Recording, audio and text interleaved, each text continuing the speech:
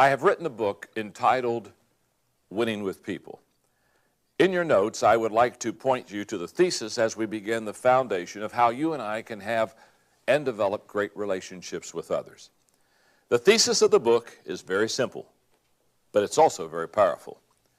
People can usually trace their successes and failures to relationships in their lives. That's an absolute fact.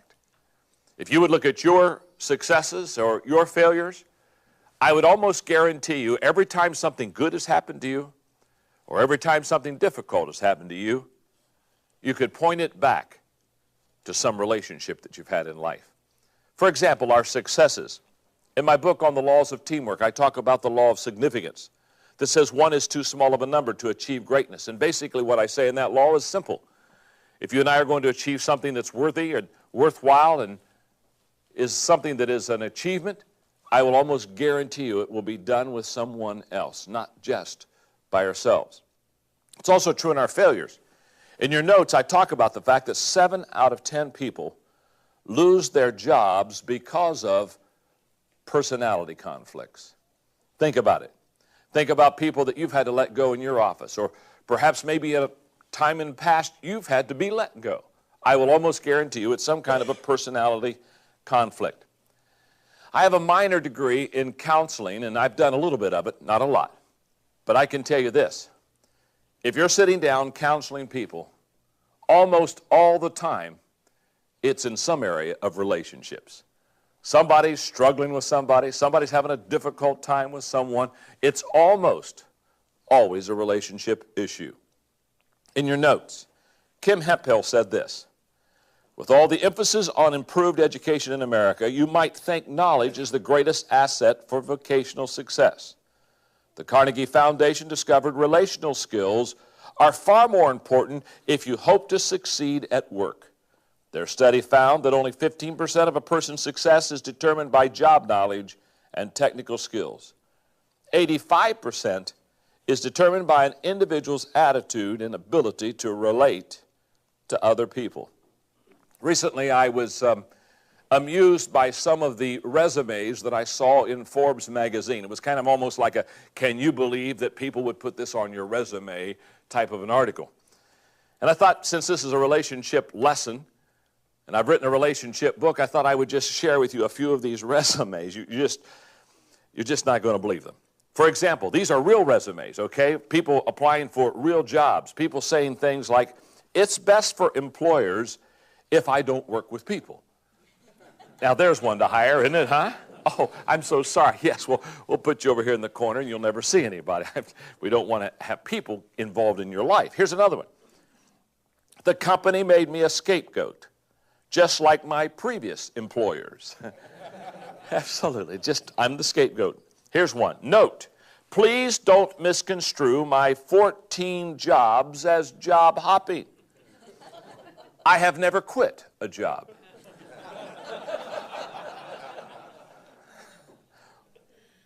One more. I love this one. References? None. I've left a path of destruction behind me. The book is entitled Winning with People, Discover the People Principles That Work Every Time. Now, when you look at that book and you realize that I say discover the people principles that work every time, I didn't say, and I want to make sure you understand it, I didn't say discover the people principles that work every time for everybody. I didn't say discover the people principles that work for others every time. I did say discover the people principles that work for you every time. Because, 2 things in your notes, these people principles will help you better understand others. And 2, they will help you better understand yourself. The result, the daily practice of these people principles will improve your people skills with everyone. Note, I did not say everyone would like you. That's impossible. You see, we cannot always determine how others will respond to us. We can always determine how we will respond to others. So therefore, note, when I respond correctly to you, I win. That's what these people principles will teach you. They'll teach you how to respond correctly to others. When others respond correctly to me, we win. What I'm concerned about is not how other people relate to you. I'm concerned about how you relate to others. A long time ago, I learned that I cannot control the actions or the reactions of others. But if I understand people correctly and if I have good people skills, I can control mine. And I can determine not how they feel about me, but I can determine how I feel about them. In fact, one time I shared with someone, I said, I have no enemies. And they looked at me and said, well, how could you have no enemies? Being a leader like you are and a strong leader and building organizations, you've got to have a lot of people that aren't happy with you. I said, oh, no, I didn't say a lot of people were unhappy with me. I have no enemies. See, how you treat me, that's your choice. How I treat you, that's my choice. If you don't like me, that's your choice. I'll still choose to like you. Too many times, we underestimate the power of personal choice. And when I talk about how these people principles will help you to win with people, what I know is if you have the right attitude with the right relationship skills and the proper understanding of people, you will always win. In your notes. In life, the skills you use and the people you choose will make or break you. I've divided the people principles in this book according to 5 critical questions that we must ask ourselves if we want to win with people. Number 1 is readiness. Are we prepared for relationships? Number 2, connection. Are we willing to focus on others? 3 is trust. Can we build mutual trust? 4, investment. Are we willing to invest in others? And finally, number 5, synergy. Can we create a win-win relationship? I want to talk to you first of all today about readiness. Are we prepared for relationships? Now, in this readiness level of relationships, there are 5 people principles. Number 1, the lens principle.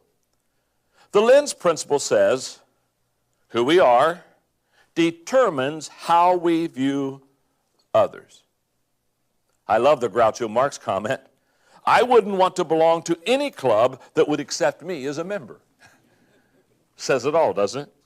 You see, the question I must ask myself is what is my perception of others? Because who you are determines the way you see everything. You cannot separate your identity from your perspective. All that you are and every experience that you've had color how you see things. It's in your lens. Here's what I mean. Number 1, who you are determines what you see. A Coloradan moved to Texas and built a house with a large picture window from which he could view hundreds of miles of range land. When asked how he enjoyed the view, he responded, the only problem is there's nothing to see. About the same time, a Texan moved to Colorado and built a house with a large picture window overlooking the Rockies. When asked how he liked it, he said the only problem with this place is that you can't see anything because all those mountains are in your way. Who you are determines how you see. I was having dinner the other day with Francis Hesselbein, and I was also having time with Jim Collins, having a wonderful, really 3-hour dinner in that process. And because Francis has been with Peter Drucker for many, many years, I asked her what was the greatest thing that he ever taught her. She said that he has said to her many, many times, Francis, look out of the window and see things that are within your view that others do not see. What Peter Drucker was basically saying is, we all can look at the same thing, but we don't all see the same thing. We're going to see according to who we are. For example of that, my wife Margaret, very aware of what people wear. I am not. Many times we'll be at a party together and she'll say, you know, you were talking to the guy in the blue sweater. What was he talking about this evening? And I'll look at her and I'll say, what blue sweater? I can't relate. Now, she sees the person with the blue sweater. That's how she views people, by how they dress, what clothes they have on. Personally, that's nothing that really grabs hold of me. Now, see, she looks at a person entirely different than I look at a person. Who we are determines what we see. Number two, who you are determines how you see others. It's a classic old story of two guys, separate families that were moving into a little town, and on one day, one of the guys who was moving into town stopped at the local hardware store and said, "I've got to ask you a question." He said, "How are the people of this town?" And the owner of the hardware store looked at him and said, "Well, let me ask you a question. How were the people from the town that you came from?" He said, "Oh," he said, "they weren't very friendly." He said, "In fact, that's why I'm really glad to be moving to this town." And the guy at the hardware store said, "You know, I'm so sorry. They're not very friendly here either." A couple days later, another guy dropped by the same hardware store, said, "I'm moving here." He said, "I got to ask you a question. How are the people of the town?" And again, the owner of the hardware store looked at him and said, "Let me ask you, how were the people in the town that you just left?" "Oh," he said, "we hated to leave. Those people were so friendly and so warm. We had great relationships." And the owner of the hardware store says, "I've got great news for you. They're friendly here also." You see, it's a fact. Who you are determines how you see others. The way people see others is a reflection of themselves. For example, if I'm a trusting person, I will see others as trustworthy. If I'm a critical person, I will see others as critical. If I'm a caring person, I will see others as compassionate. Phil McGraw had it right when he said, "You teach people how to treat you." That is a powerful statement. Number three, who you are determines how you view life. I have the privilege of speaking to a lot of NFL teams. And one of the teams I've done a lot of work with is the St. Louis Rams. And I have a wonderful friend on the Rams team who is an offensive coach named John Maxwell. And recently I was at a Rams game, and I was sitting with his wife, Kim, and some of the wives of the other coaches on the St. Louis team. And I know for a fact, because I've known John for probably 15, 18 years, that they've lived in at least 7 or 8 different cities. Kind of being a coach, they move from city to city and are coaching with different teams. And so I said, "Kim," I said, "I've got to ask you a question. Of all the cities you've lived in," I said, "what's your favorite city?" And she said to me, she said, "Well, where I am right now." I said, "Oh, you like St. Louis better than any other cities that you ever lived in?" She said, "I didn't say that. You asked me what my favorite city is." And she said, "My favorite city is where I am right now." What Kim was really saying to me that day was, where you live, who you're around, basically, you're going to determine how you view people by how you are yourself. And Kim was saying, I have a good attitude about wherever I am, and so therefore I like wherever I am. Number 4, who you are determines what you do. The question I've always asked myself is, what determines who I am and who you are? Well, number 1 is genetics, no doubt about that. My wife and I have had the privilege of adopting 2 children. They're now grown, married, and we have 4 grandchildren from them. And they were great delights to us. But when I and Margaret adopted them, many, many, many years ago, I was about 85% an environmentalist and about a 15% genetics. Now, having raised 2 adopted children, I'm about 85% genetics and about 15% environment. It's kind of like when I was a pastor and didn't have any children, I had great lessons on how to raise your kids. Then I had some and went into about a 20-year silence. But who we are, major genetic issues. Number 2, self-image. He was exactly right when T.S. Eliot said, half of the harm that is done in this world is due to people who want to feel important. They do not mean to do harm. They are absorbed in the endless struggle to think well of themselves. Number 3, experiences in life. Basically, the experiences that you and I have do mold us. And I would say this, we've all heard it said that experience is the best teacher. But I'm here to tell you it isn't. Never has been. I've known all kind of people who have had all kind of experience, and they haven't learned anything. Just because you're getting older doesn't mean you're getting better. Evaluated experience is the best teacher. The ability to look at where you have been and what you have done and pull back and reflect and evaluate, that's the instructor of our life. Number 4, attitude. Attitudes and choices about those experiences determine what you and I do. Number 5, friends. The friends that we associate with have a great determining factor on who we are and what we do. I close with this paragraph on people principle number 1, the lens principle.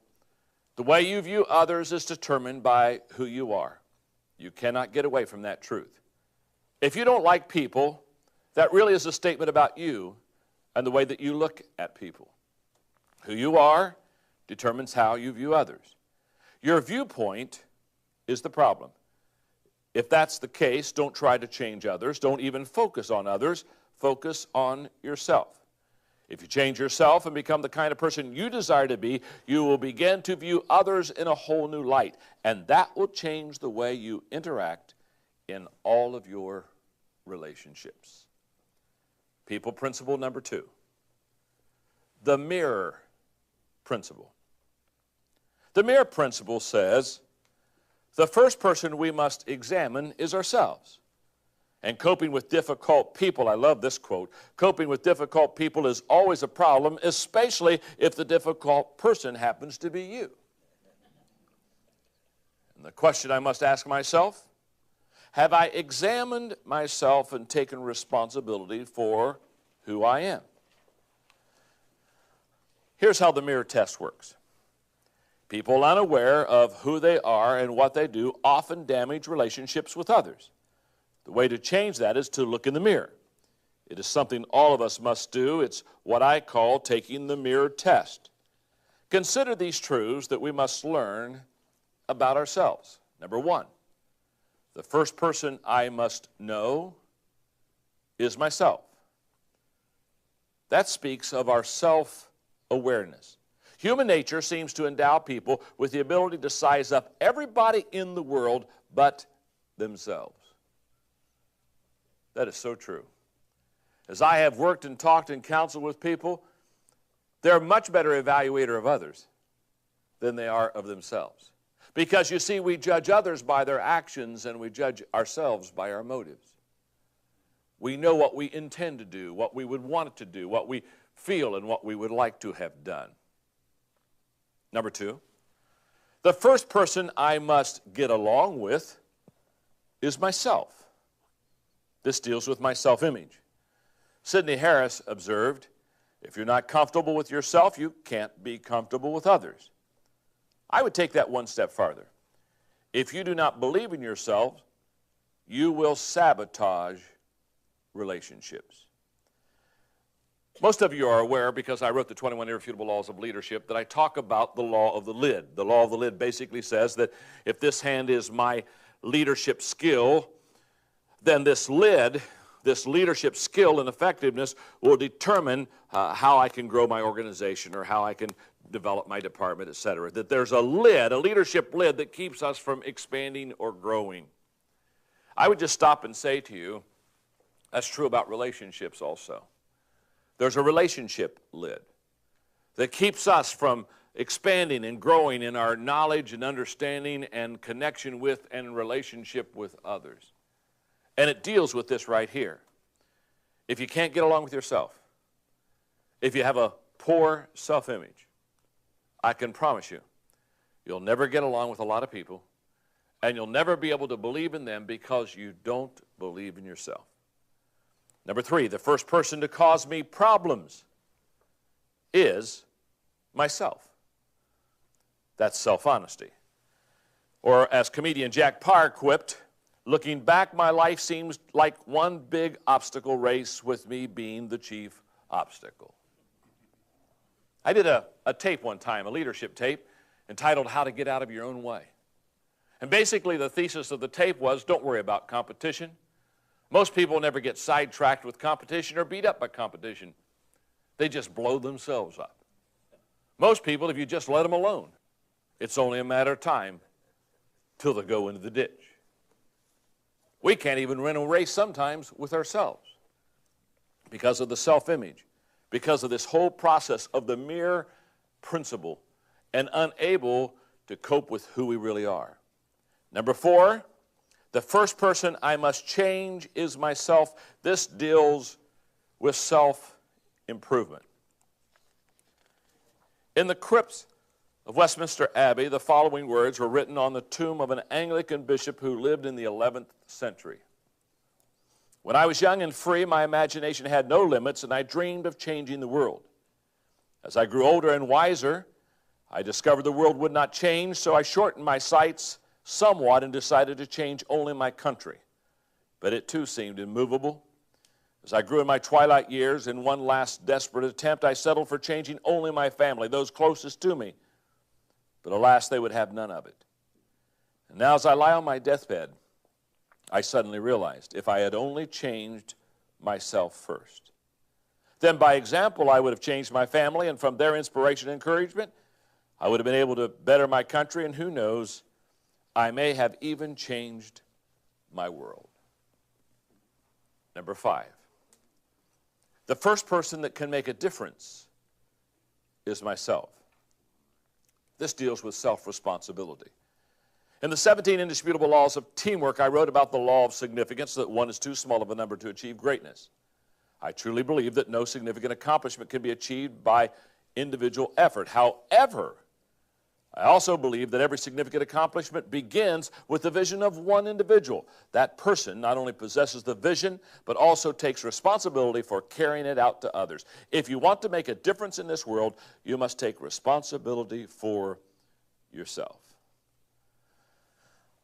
A couple of years ago, I was going to Australia to speak at a conference, and Margaret and I stopped for a couple of days at Christchurch, New Zealand. Beautiful country.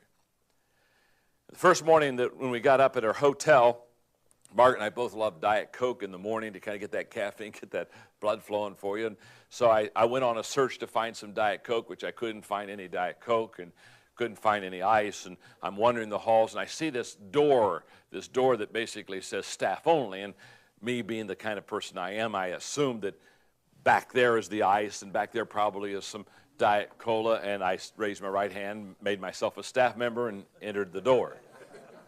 And looked around, and there was no Diet Coke, there was no ice. I'm about to leave this little area that was for staff only, and I look at the door that I'm about to open to walk out, and there's a full-length mirror. And at the top of the full-length mirror, it had these words: take a good look at yourself. What you see, the customer is about to see. And as I looked at that little mirror and I saw those words, I said to myself, every day I would like to tell people, before you go out into the world, look in the mirror. Take a good look at yourself, because who you are is how you'll see others. What you represent by your actions, by your face, is going to have a lot to determine on how well you relate to people. Now, a lot of times, people, when they look in the mirror, they don't want to face reality. They're like the guy with a health problem. And he says, Doc, could you just touch up the x-rays? Could you just kind of work on those a little bit? It's not an x-ray issue. It's something that you and I have to do as we look in the mirror. People principle number 3, the pain principle. The pain principle says, hurting people hurt people and are easily hurt by them. Be yourself is about the worst advice you can give some people. Have you ever thought of that? Oh, just be yourself. Oh, now that I see your behavior, second thought, don't be yourself. Try imitating someone else for once.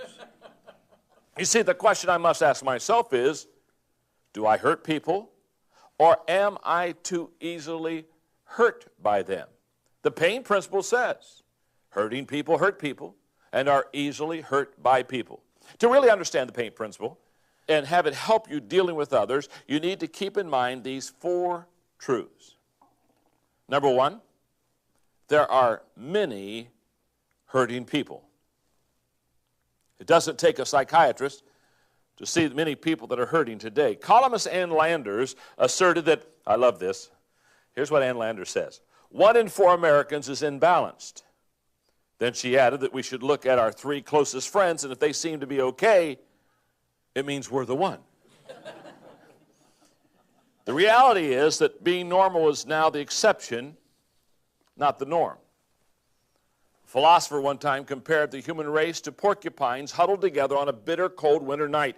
The colder it gets outside, the more we huddle together for warmth, but the closer we get to one another, the more we hurt one another with our sharp quills. And in the lonely night of Earth's winter, eventually we begin to drift apart and wander out on our own and freeze to death in our loneliness. Second statement, those hurting people often hurt people.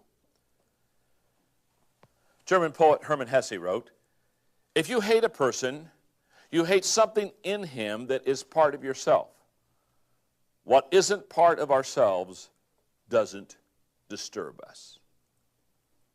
Number 3, those hurting people are often hurt by people. The greatest illustration that I can give you of that is, I have a wonderful friend, Kevin Myers, and we were talking about this pain principle one day, and he said, John, and this is so true, he said, it's like a splinter in your finger.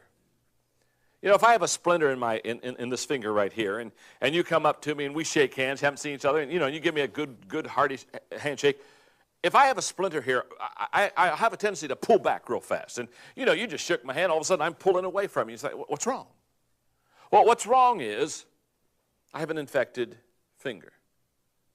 And if I have an infected finger, anytime it's touched, I overreact. That's true with people. People that are infected on the inside overreact. And we're always amazed because we say something that perhaps we in no way even thought was going to be harmful or hurtful. And we say it and we watch them almost recoil from us, and we say, what did I say? Well, I want you to understand, it's not always what we say. If they are a hurting person, they have probably great capacity not only to hurt you, but to be hurt by you. The pain principle basically says that when somebody overreacts way out of bounds, it's almost always the fact that inside there's some infection of the soul and the spirit that causes them to do that. Number 4, those hurting people often hurt themselves. That's probably one of the saddest things to me, is that as they are hurting others or are being hurt by others, they really hurt themselves. It's like the great comedy team of many, many years ago, Amos and Andy, and Andy had a friend of his, Keenfish, who kept slapping him on the chest. And he just got tired of them getting slapped on the chest. And one day he went to his buddy Amos and he said, you know how Keenfish slaps me on the chest? He said, yes. He said, I want you to know he's never going to do that again. He said, what do you mean? He opens up his coat and there are 6 sticks of dynamite strapped to his chest. He said, I'm telling you, the next time he smacks me on the chest, he's going to blow his hand off. And when I see hurting people, I realize that in the long run, probably they will most hurt themselves. Glenn Clark advises, if you wish to travel far and fast, travel light. Take off all of your envies, jealousies, unforgiveness, selfishness, and tears. People who have not gotten past their hurt have a hard time doing that, and as a result, they act and react differently than healthy people. And I have 2 columns, healthy people, hurting people, and I talk about the differences. You can read those on your own. If you find yourself dealing with hurting people, which we all must do from time to time, then I advise you to do the following. 5 quick thoughts. 1, don't take it personally. When I was a young man leading people, and when I would have a person hurt me, it would really bother me. And I had a wise older leader one time sit me down at dinner and say, tell me that principle that hurting people hurt people. And the moment that I understood that, I looked at people that hurt me totally different than I had before. I quit taking everything that they said personally. 2, look beyond the person for the problem. Normally what I want to do is when somebody is hurting others or easily hurt by others, I want to try to see what the problem or the issue is. Number 3, look beyond the situation. You'll have an incident of which they overreact, and you'll think, oh, this isn't any good. And just you have to get beyond all of that. Number 4, do not add to their hurt. Do not fight fire with fire. Don't go to the same level that they're living on. And number 5, help them find help. And I close with this note. Wish I had 10 minutes to teach this, because this is a powerful thought in itself. But I just want to give it to you. In a relationship, the weaker person controls the relationship. Always has, always will. The stronger person is the one who gives more. They're the ones who walk the second mile. That's why we always kind of like get around a weak person and just kind of like walking on eggs with them. There's always more give and more take from the healthy person than the weak one. And the stronger person controls the response. How we respond to that person that is not healthy really controls a lot of what's going to happen. People principle number 4, the hammer principle. Never use a hammer to swat a fly off someone's head. Alexander McLaren said, if you would win the world, melt it. Do not hammer it. The question I must ask myself, would others say I overreact to small things in a relationship? I can think back in our early part of our marriage for Margaret and me, I did. In fact, one of the great issues I had to work through in my own life was the fact that when Margaret and I would have an argument, I thought my job was to win. I thought my job was to prove I was right. And I would, because I'm a good debater and a good argument, I would win. I would just win. And I would just kind of want somebody to high-five me, not her, of course. And what I began to realize as that relationship increased was I was winning the arguments, but I was losing the love. And I began to pull back, and I began to understand that the hammer principle is a principle that I really needed to follow. That you just don't have to beat someone up to prove a point. When tempted to use overkill, I try to temper my behavior using the following 4 T's. You may want to embrace them when you find yourself in a similar situation. Number 1, total picture. Total picture. Before I overreact, before I use a hammer, I've got to ask myself, do I see the whole picture? Or am I like the guy who was in the cocktail lounge and a man rushed into him real quick and said, quick, do you have a cure for hiccups? And the guy reached behind the bar and grabbed a wet towel and just smacked him up across the head. And he's kind of proud of himself. He said, now, do you have hiccups now? And the guy says, well, no, but I never did. It's my wife who's out in the car. He just missed. He just missed the total picture. In your notes, do you come to conclusions long before the problem has been laid out before you? That is a common occurrence for most of us who have strong personalities. That's why I've trained myself to follow a process to keep me from hammering people with answers before they finish asking the question. When someone is sharing his point of view with me, I try to listen, ask questions, listen again, ask more questions, listen some more, then respond. The second T is timing. Dorothy Neville observed, the real art of conversation is not only to say the right thing in the right place, but to leave unsaid the wrong thing at the tempting moment. It seems to me that the most common cause of bad timing in relationships is selfish motives. For example, if you have small children, think about their timing. It's often poor, but that's because they usually think only of themselves. For that reason, when little things bother us, our number 1 objective must be putting our personal agendas aside and building the relationship. If you have examined your motives and you can be certain that they're good, then you need to ask yourself 2 timing questions. First, am I ready to confront? That's a pretty easy question to answer because that's really a matter of whether you've done your homework. And the second question is even harder. Is the other person ready to hear? If you've laid a relational foundation and the two of you are not in the heat of the battle, then the answer may be yes. Total picture, timing. Number 3, tone. In other words, it's not what I say, but it's the tone of which I say it. People often respond to our attitude and actions more than to our words. Many petty conflicts occur because people use the wrong tone of advice. The writer of Proverbs stated, "A soft answer turns away wrath, but a harsh word stirs up anger." Number 4, the last T, temperature. As tempers flare, people are prone to dropping bombs when using a slingshot will do. And that can cause a lot of trouble because the size of the problem often changes based on how it is handled. In general, if the reaction, here we go, this is a great test. If the reaction is worse than the action, the problem usually increases. If the reaction is less than the action, the problem usually decreases.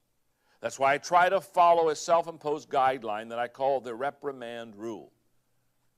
Take 30 seconds to share feelings, and then it's over. My wife Margaret and I, for many years, have had a system that helps us in this area.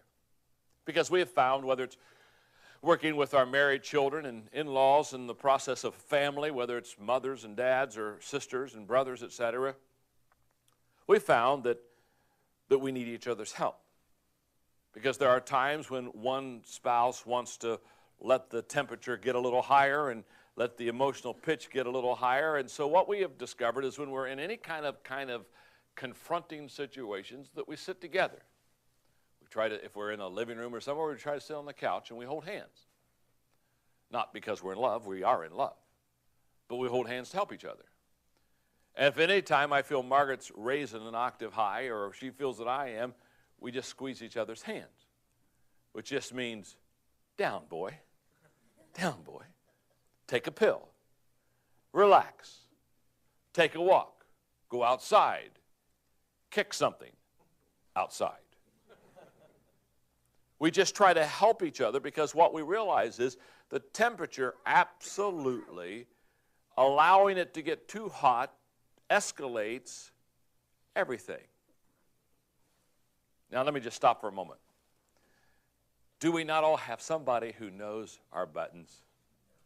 Do we all not have somebody that just absolutely can push those buttons and off we go and we say, why do I let them get to me? Just remember the hammer principle. In fact, this last statement really sums it up well. Never let the situation mean more than the relationship. I have seen this violated way too often. I have seen people allow a situation become much more important than the relationship. Again, Margaret and I, we've been married for 35 years. And, if you've been married for 35 years, if you're going to have a great marriage, you work out through all these things. I mean, you sit down and you get systems, and I'm a kind of a system guy anyway. And Margaret and I, if we're having a debate or an argument about something, she's strong, I'm strong. I love strong women. And this whole process, and she's kind of saying, well, I think I ought to do this, I think I ought to. We have a great system. And the system is if one's starting to press the other a little bit too much, we just look at each other and say, hey, I'll say, hey, Margaret, remember, I'm your best friend. And it just settles us. Or she'll say, John, I'm your best friend. Sometimes when I get testy, she smiles and says, John, I think I'm your only friend.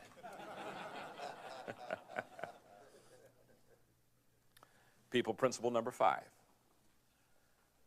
The elevator principle.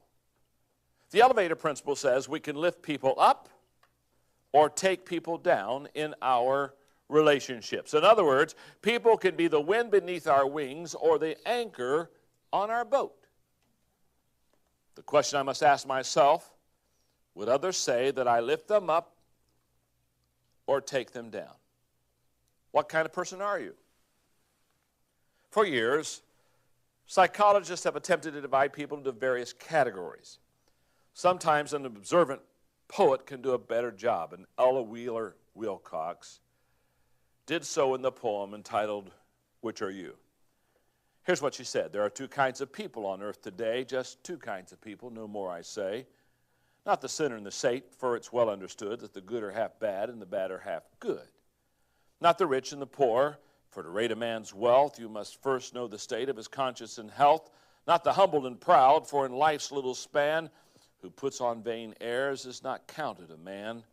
Not the happy and sad, for the swift flying years bring each man his laughter and each man his tears. No, the two kinds of people on earth I mean are the people who lift and the people who lean. Wherever you go, you will find the earth's masses are always divided in just two classes. And oddly enough, you will find too, I ween, that only one lifter to 20 who lean. In which class are you? Are you easing the load of overtaxed lifters who toil down the road? Or are you a leaner who lets others share your portion of labor and worry and care? It's a great poem. And I have discovered, as a fact, that you can divide almost everybody into those two classes. There are people who lift, and there are people who lean. So let me get real specific with you. There are two types of lifters. Number one, some people add something to your life, and for those people, we enjoy them. Think about it for a moment. You have people in your life, do you not?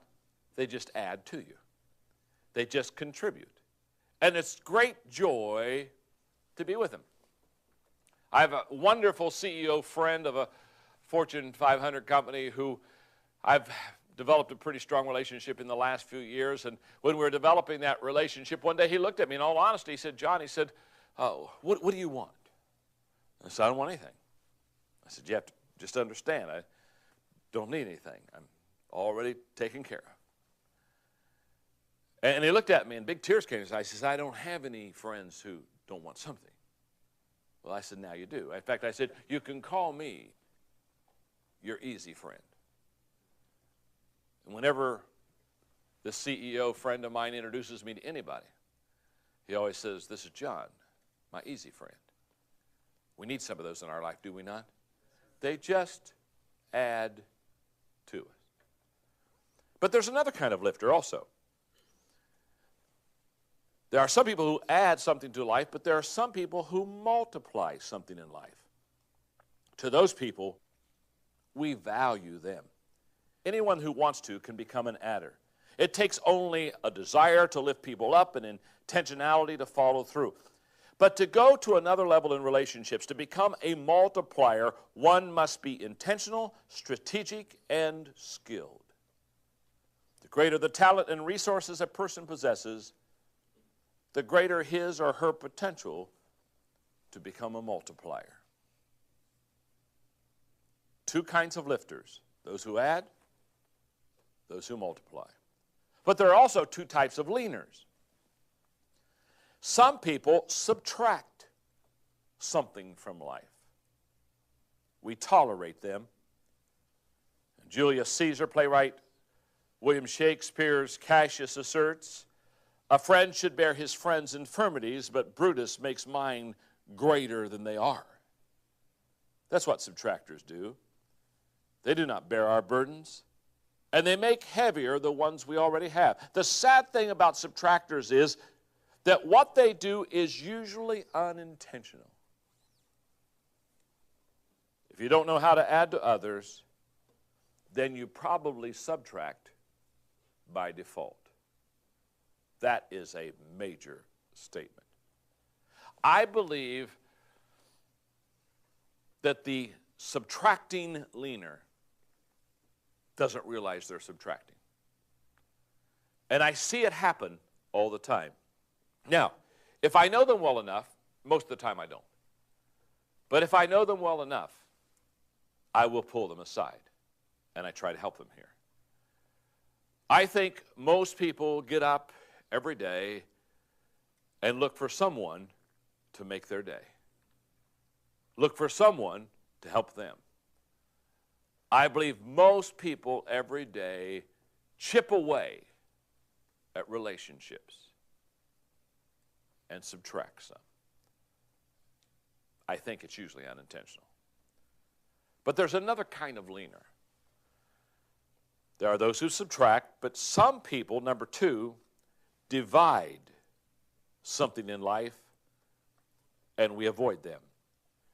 Dividers are so damaging because, unlike subtractors, their negative actions are usually intentional.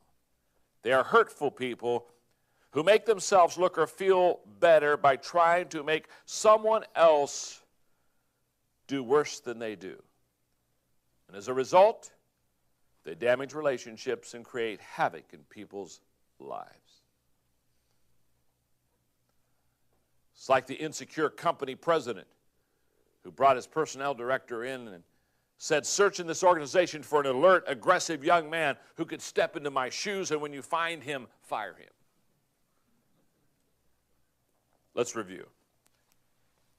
If we're going to be what I call people ready, then we have to understand the lens principle that says who we are determines how we see others. So we don't see people as they are, we see people as we are, which is the mirror principle. The first person we must examine is ourselves. The pain principle, hurting people hurt people and are easily hurt by them. The hammer principle, never use a hammer to swat a fly off of someone's head. And the elevator principle, we lift people up or we take people down in our relationships. Now, before I go to the next level of relationships, let me just say this. The first five are brutal. When you look at them, you say, oh my goodness, I could be in trouble. But here's what I know. If you cannot work yourself through those first five, there is no hope for you in developing solid relationships with people. You've got to look at yourself and you've got to be realistic about yourself and where you are and who you are and how you think. So those first five principles in preparing us to get ready for relationships are all about looking kind of at us, not at other people, and making sure that we're the right kind of person before we meet the right kind of person.